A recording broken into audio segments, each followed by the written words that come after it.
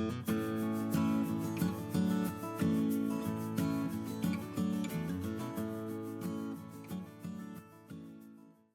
friends, welcome back to my channel. I'm Rainey. If you're new here, hi, welcome. Today I want to do a mid-month wrap-up for the month of September 2025. Now, I wrestled with trying to continue the vlog that I so valiantly started on September 1st. And I thought, oh, I'll just make it a 2-week vlog because I really didn't, I just didn't remember to film me talking about stuff, and I really didn't like finish anything in the first week, and I didn't really feel like I had enough to say on anything. And so I thought, oh, I will just, film a 2-week vlog and put it up as a mid-month vlog. Well, guess who never even picked up her camera for the whole second week? Ah, man. I hope this goes better in October because I love doing Victober vlogs. And man, right now, I'm just not doing well with them. Oh, gosh. So anyway, we're just going to talk about what I have been reading so far this month. I have yet to finish anything, so there's that. But I am basically having a pre-Victober Victember because everything I'm reading right now so far is either, well, no, with one exception. I'm reading 2 things that are Victorian and one that is Shakespeare for Shaketember. So let's just talk about them. Hopefully this will be a short video for you all. And I apologize for no vlogging the past couple of weeks. Maybe I'll try again for the 3rd and 4th week. We'll try. But anyway, the main thing that I have been reading this month is Eleanor's Victory, which is by Mary Elizabeth Braddon. It is a sensation novel, and I am buddy reading this with my friend Joe, and we have been attempting, at least, to read all of Mary Elizabeth Braddon's works, and Eleanor's Victory came highly recommended by Kate Howe, who is our Victorian reading guru. And it's been a great time. I really am enjoying this. At first, I was not really sure if I was going to like it. The main character,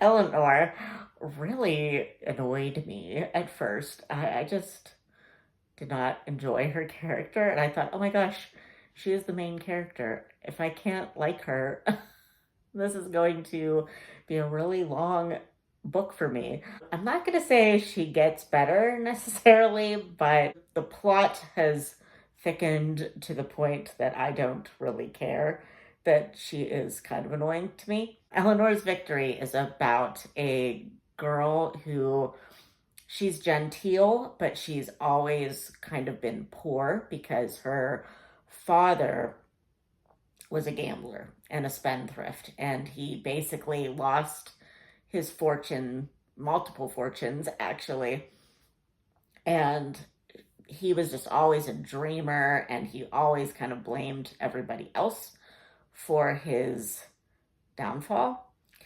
And ultimately, the gambling and everything catches up with him, and Eleanor is left alone. Yeah, and I mean, that might be a bit of a spoiler, but it's kind of at the beginning of the book, so that's kind of the catalyst that moves everything else along, so you kind of have to know that going into it. Now, Eleanor does have a couple of really good friends that are throughout the book that give her very, very solid advice, but Eleanor is like her father in that she is impetuous, and she gets something into her head and she just has to run with it. And she vows that she is going to avenge him. So, which is, to her friends, totally crazy, totally improbable. But this is a sensation novel, so the improbable is probably very probable. So, yes, we are in the thick of things. Um, the chapters are really getting shorter and faster paced. Things are happening now. There was a span of time in the book that I felt it was kind of slogging. Nothing was really happening. But now it has definitely picked up. So I'm really enjoying this, and we should be done. I don't know, maybe next week. So also, I should actually be done with this book already, but I have really been slogging through it on audio. I am still reading Man and Wife by Wilkie Collins. This is the second time of trying for this book, and I do really like it. I don't know why I'm having such a hard time getting through it. It's easy to follow. I don't know why I'm just not picking it up. I really do enjoy it. This also is a sensation novel. Can you tell I like sensation novels for Victorian literature?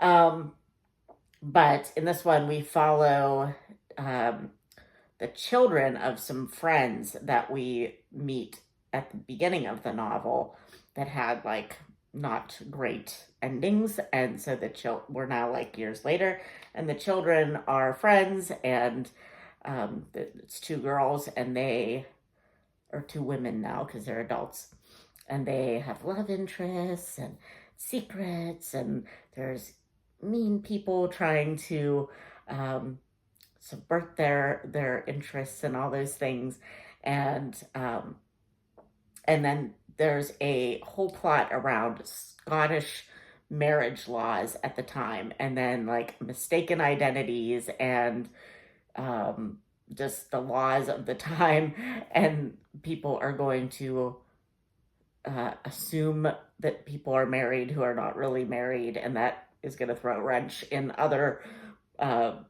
marriage ideas from other characters that are involved in all this. So it's very like there's a lot of twists and turns, and like high stakes kind of things. So yes, I would say it is a sensation novel. But I don't know why that I'm having trouble just picking it up. Mostly though, I think it is I'm having trouble just listening to audiobooks right now. Because like my work environment right now isn't really as conducive to audiobooks as it used to be.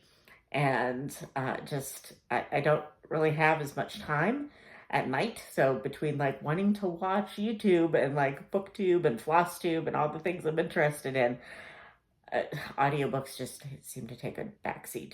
So yeah, that's unfortunate, but I am going to try to finish that up to have a clean slate for the start of Victober. And also, I am participating in Shaketember, which I am reading Measure for Measure with two of my friends on Voxer.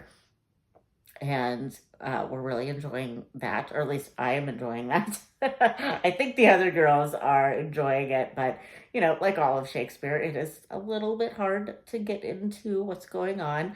And I can't find a good audio version of it.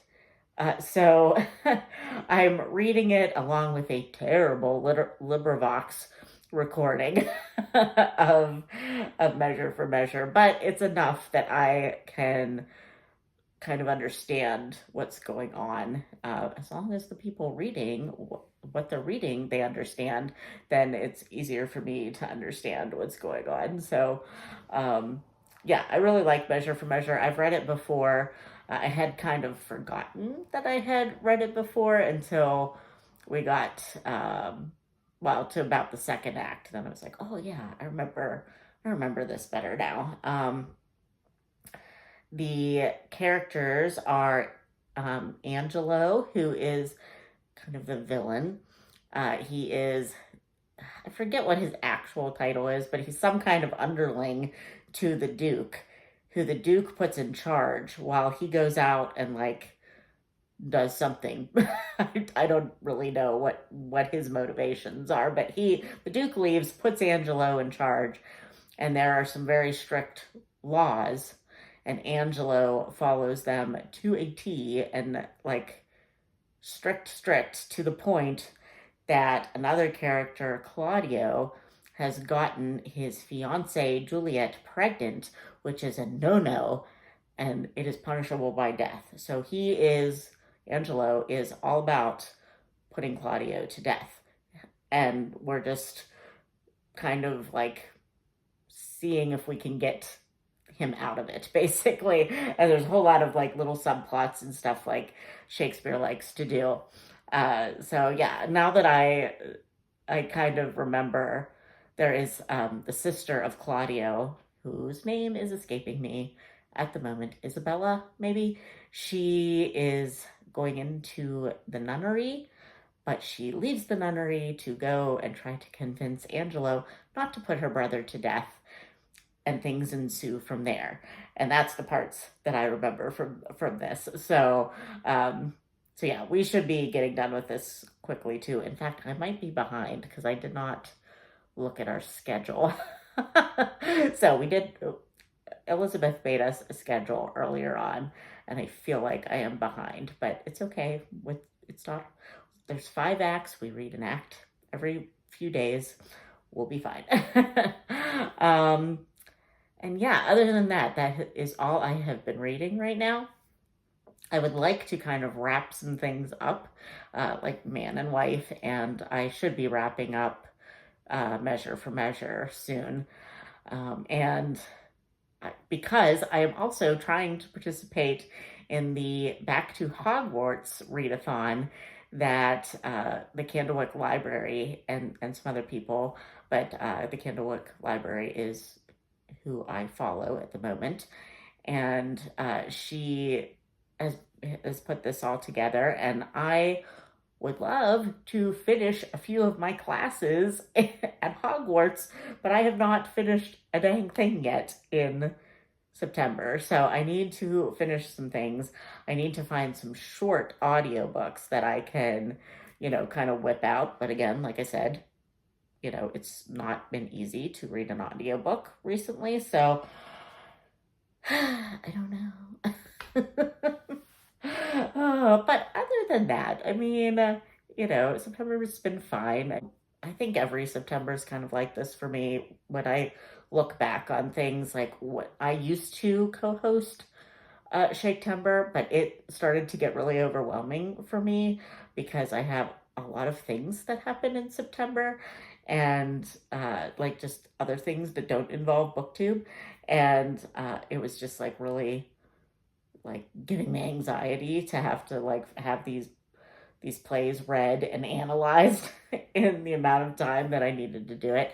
So and I just kind of realized that that is pretty much every September for me. So oh well. But yeah, that's really all I've got going on right now. I My plans for the rest of September are to try to vlog. So we're gonna start a vlog again tomorrow, see how we can go, to finish the 3 things that I have going, and to maybe, I would just like to maybe listen to a cozy mystery or 2. I have the Scotty Ramone, the first in that series. That's by London Lovett. It's a newer series that I haven't started yet. So I have the first one queued up on my Kindle. So I might try to start that this week. And yeah, just to try to get some actual like classes done on my back to Hogwarts readathon board done, because man, I'm just not doing well on that right now. So anyway, how is your September going reading wise? If you're a crafter, how's crafting going for you? I am doing well in the crafting front for the most part. Still a little bit on the slow side, but I'm not going to talk about that here just because my light is fading and feel like I could just make a whole separate floss tube because I haven't made a floss tube in a while. So I'm just going to do that and we'll leave this here. So, yeah, let me know how your September's going, and I will talk to you in hopefully my next vlog.